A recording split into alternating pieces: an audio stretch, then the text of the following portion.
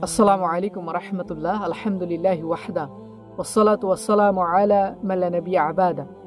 আল্লাহ সুবহানাহু ওয়া তাআলা বলেন, বাল তুসিরুনাল হায়াতাদ দুনিয়া ওয়াল আখিরাতু খায়রু ওয়া আবকা। বরং তোমরা দুনিয়ার জীবনকে প্রাধান্য দিচ্ছ, অথচ আখিরাত তোমাদের জন্য সর্বোত্তম ও স্থায়ী। দেখুন, আল্লাহ সুবহানাহু ওয়া তাআলা এই আয়াতে আমাদেরকে এই মেসেজ দিচ্ছেন যে আমরা এই ক্ষণিকের জীবনকে সবথেকে বেশি প্রাধান্য দিচ্ছি, অথচ আখিরাতের চিরস্থায়ী জীবনকে আমরা প্রাধান্য দিচ্ছি না। এই ক্ষণিকের এই দুনিয়া কিছুদিনের জন্য, এটা চিরস্থায়ী না, এটা কিছুদিন পর শেষ হয়ে যাবে, নষ্ট হয়ে যাবে, ধ্বংস হয়ে যাবে। অথচ আখিরাত হচ্ছে সর্বোত্তম স্থায়ী, যেটার কোনো ধ্বংস নেই, যেটার কোনো শেষ নেই। অথচ আমরা সেই আখিরাতকে গুরুত্ব দিচ্ছি না। ফর এক্সাম্পল, একটা মানুষ একটা বরফের টুকরাকে জড়িয়ে ধরে আছে এবং তার পাশে একটা হীরার টুকরা পড়ে আছে, কিন্তু সে ভাবতেছে যে এই বরফের টুকরাটাই তার কাছে অনেক বেশি মূল্যবান, সেইটাই তার কাছে স্থায়ী। সে এই জন্য সে জোর করে সেইটাকে জড়িয়ে ধরে আছে, কিন্তু পাশে তার হীরার টুকরা পড়ে আছে, সে সেইটাকে মূল্যায়ন করতেছে না। অথচ এই বরফটা সে যতই জোর করে ধরে রাখুক, সে যতই জাপটে ধরে রাখুক, এটা কিন্তু স্থায়ী না। এটা ধীরে ধীরে ধীরে ধীরে তার কাছ থেকে গলে নিঃশেষ হয়ে যাবে। সে যদি চায় যে এটা তার কাছে স্থায়ীভাবে রাখবে, কিন্তু পারবে না।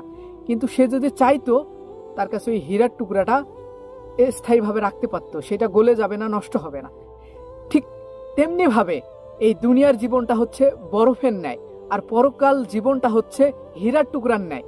যদি আমরা চাই এই দুনিয়ার জীবনকে আমরা জাপটে ধরে রাখবো, এই দুনিয়াটাকে আমাদের কাছ থেকে যেতে দিব না, এটাকে আমরা যতই ধরে রাখতে চাই না কেন, এটা আমাদের কাছে থাকবে না, এটা আমাদের কাছ থেকে একা একা চলে যাবে।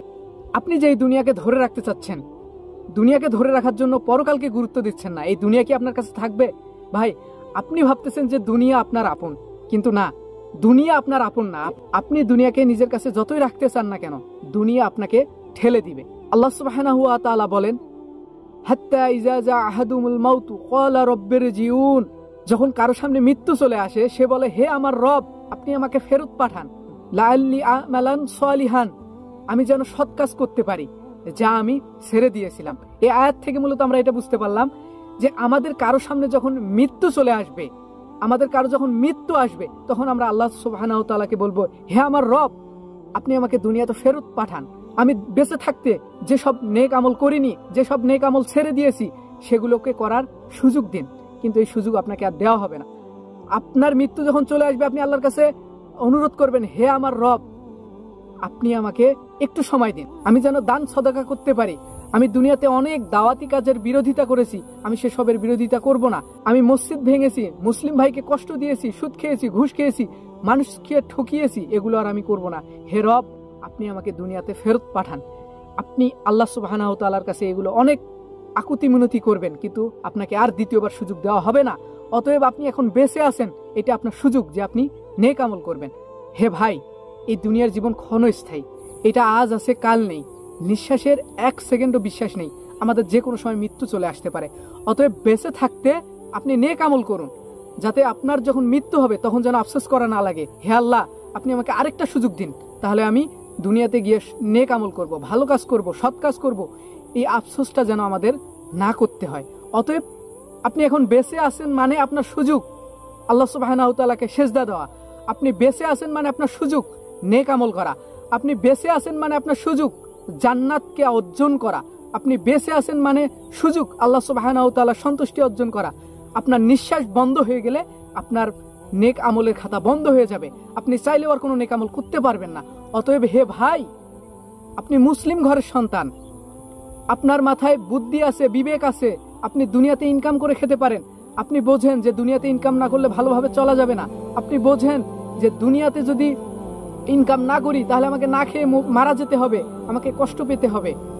আপনি দুনিয়ার ভালোটা ঠিকই বুঝতেছেন, কিভাবে জমিতে ভালোভাবে চাষ করতে হবে, কিভাবে নিজের শরীরকে ভালো রাখতে হবে, কিভাবে দুনিয়ার জীবনকে আরামদায়ক করা যাবে, এগুলো আপনি সবকিছুই বুঝতেছেন। কিন্তু আপনি পরকালীন জীবনকে কেন গুরুত্ব দিচ্ছেন না ভাই? আপনি একটু ভাবুন, আপনি এখন যার জন্য এই দুনিয়াটা করতেছেন, সে আপনাকে মনে রাখবে না। আপনি ভাবতেছেন যে আপনার সন্তানের জন্য আপনি কোটি কোটি টাকা ইনকাম করতেছেন, আপনার সন্তানের জন্য আপনি কোটি কোটি টাকা হারাম ইনকাম করে রেখে যাচ্ছেন। না, এই সন্তান আপনি মরে যাওয়ার পরের দিনে আপনাকে ভুলে যাবে, মরে যাওয়ার 1 মাস পর আপনাকে ভুলে যাবে, মরে যাওয়ার 1 সপ্তাহ পর আপনাকে ভুলে যাবে। এটার বাস্তব উদাহরণ আপনি আশেপাশে লক্ষ্য করে দেখুন। অনেক সন্তান তার পিতামাতাকে ভুলে গিয়েছে, অনেক সন্তান তার পিতামাতাকে কবরে রেখে এসেছে, কিন্তু কোনোদিন তার জন্য দোয়া করেনি, কোনোদিন তার জন্য দান সদকা করেনি। অতএব আপনি কার জন্য এই দুনিয়াকে হারাম ভাবে অর্জন করতেছেন? কার জন্য আপনি আপনার নিজের ভালোটা ভুলে গেলেন? হে ভাই, আপনি নিজের ভালো বুঝতে শিখুন, আপনি নিজের ভালো বুঝতে শিখুন। আপনি মরে গেলে আপনাকে 4 দিন পর সবাই ভুলে যাবে, আপনাকে কেউ মনে রাখবে না। অতএব আপনি কার জন্য এই দুনিয়ার পিছনে ছুটতেছেন? আপনি আশেপাশে লক্ষ্য করুন, আপনার অনেক আপনজন এই পৃথিবী ছেড়ে চলে গেছে। কয়টা সন্তান তার জন্য দোয়া করে, কয়টা সন্তান তার জন্য দান সদাকা করে? আপনি লক্ষ্য করুন, লক্ষ্য করলে আপনি বাস্তব উদাহরণ দেখতে পাবেন। আপনি মরে গেলে আপনার কি অবস্থা হবে এটা আপনি দেখতে পারবেন। অতএব দুনিয়াতে বেঁচে থাকতে নিজের ভালোটা বুঝুন, কি করলে পরকালীন জীবন সুন্দর হবে এটা বোঝার চেষ্টা করুন।